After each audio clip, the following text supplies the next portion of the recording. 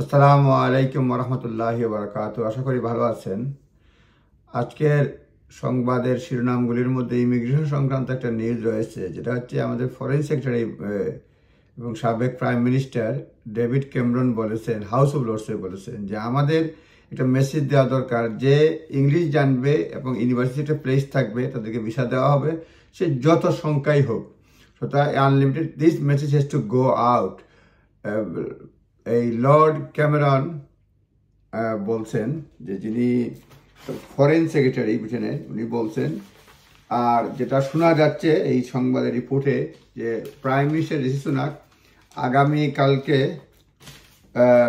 হয়তো ঘোষণা দেবেন যে নতুন গ্র্যাজুয়েট ভিসা নিয়ে যদিও মাইগ্রেশন অ্যাডভাইজারি কমিটি বলছে যে তারা আগের ফর্মে চায়, কিন্তু প্রধানমন্ত্রী চাচ্ছেন রাসেল গ্রুপ ইউনিভার্সিটির যারা রয়েছে শুধুমাত্র তারাই পাবে, এই ধরনের একটা ঘোষণা আসতে পারে, তারাই গ্র্যাজুয়েট ভিসা পাবে। তার বিপক্ষেও বিভিন্ন মত রয়েছে। আরেকজন লর্ড ওয়ালেট, উনি বলছেন যে রাসেল গ্রুপের ইউনিভার্সিটি দিলে বোঝা যাবে যে অন্যান্য ইউনিভার্সিটিগুলা ভালো রেজাল্ট করে না, ভালো না। উনি প্রতিবাদ করেছেন। আরেকটা বিষয় আসছে যে আরেকটা ব্যালেন্স আসতে চাচ্ছে যে স্টুডেন্টদের ডিপেন্ডেন্ট আনার ব্যাপারে। সেইখানেও বলা হচ্ছে যে আমরা বেশিরভাগ স্টুডেন্ট নিয়ে চায়নার উপর নির্ভরশীল। আপনারা জানেন যে চায়নার সবচেয়ে বেশি বা কাছাকাছি এরকম হবে যে স্টুডেন্টরা এখানে পড়তে আসে। আর চায়নার সঙ্গে ব্রিটেনের সম্পর্ক খুব একটা ভালো না।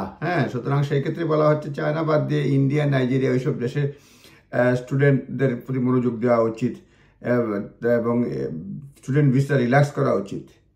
সেই ক্ষেত্রে আবার বলা হচ্ছে, উল্টা যুক্তি বলছে যে চায়না না, ইন্ডিয়া, নাইজেরিয়া বা এইসব দেশে আর্লি ম্যারেজ হয়, তাদের ডিপেন্ডেন্টের সংখ্যা বেশি। যদি ভিসা ডিপেন্ডেন্ট আনার পারমিশন দিয়ে দেওয়া হয়, ডিপেন্ডেন্ট আইনা একদম অবস্থা 12টা বাজিয়ে দেবে, এরকম বলা হচ্ছে যে খারাপ হবে আর কি।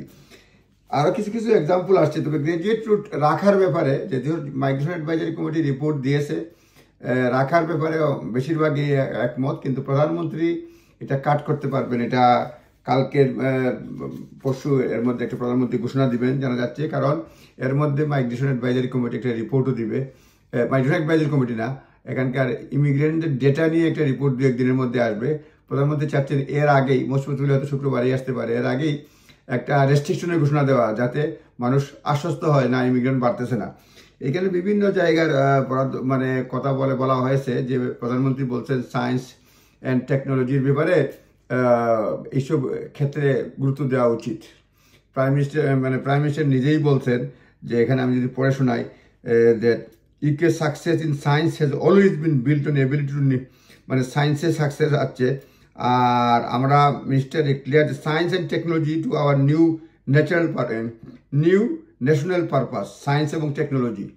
এবং দেখা গেছে একটা সার্ভেতে দেখা গেছে যে রিসেন্ট সার্ভে এন্টারপ্রেনার নেটওয়ার্ক দেখা গেছে 39% মানে ইউকের ফাস্টেস্ট গ্রোয়িং যেসব কোম্পানি আছে তার 39%-এর একজন কো-ফাউন্ডার যিনি মাইগ্রেন্ট। এবং সিলিকন ভ্যালিতে দেখা গেছে ইন্ডিয়াতে তাদেরও বেশিরভাগ দেখা গেছে একজন কো-ফাউন্ডার মাইগ্রেন্ট। সুতরাং মাইগ্রেন্টরা ভালো করতেছে, ইমিগ্রেন্টরা ভালো করতেছে।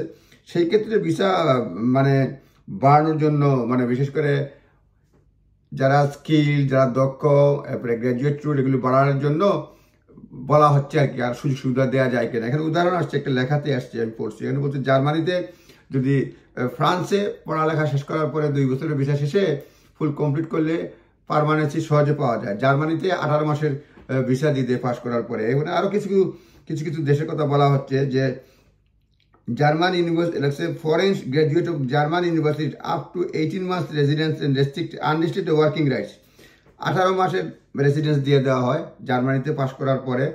তারপর সিমিলার অ্যারেঞ্জমেন্ট আছে হচ্ছে গিয়ে আপনার ডেনমার্ক, ইটালি, নেদারল্যান্ড এবং স্পেনেও আছে। সিমিলার আছে যে কেউ যদি গ্র্যাজুয়েট হয়ে যায় সেই ক্ষেত্রে 2 বছর বা 3 বছর 18 মাস থাকার পরে তাদের ভিসা দিয়ে দেওয়া হয়। সুতরাং এই ক্ষেত্রে এখানেও ভিসা দেওয়ার জন্য গ্র্যাজুয়েটদেরকে অফার দেওয়ার জন্য বলা হচ্ছে।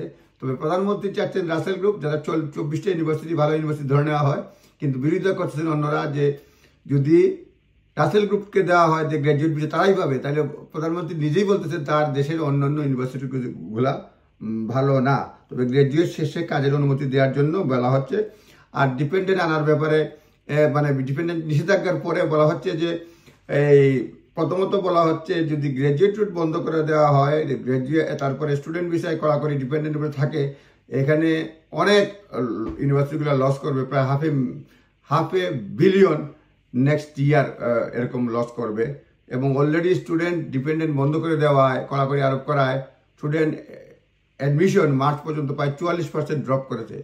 সব মিলিয়ে আজকের কথার মুদ্রা কথা হচ্ছে প্রধানমন্ত্রী চাচ্ছেন graduate route, migration advisory committee suggest করা সত্ত্বেও গ্র্যাজুয়েট রুট রেস্ট্রিক্ট করার জন্য, অন্যরা চাচ্ছেন না। ফরেন সেক্রেটারি বলছেন যে ইংলিশ ল্যাঙ্গুয়েজ পারলেই এই এখানে থাকা মানে এটা ডেফিনেট ইয়েতে বলছেন যে হাউস হোল্ডার্সে ইংলিশ জানলে ইউনিভার্সিটি প্লেস থাকলে যত সংখ্যক আসো এই মেসেজটা বাইরে দেওয়া উচিত। দেখা যাক দু একদিনের মধ্যে আমরা রেজাল্ট পাবো, তখন কি হয়। আপনারা ভালো থাকবেন। আসসালামু আলাইকুম।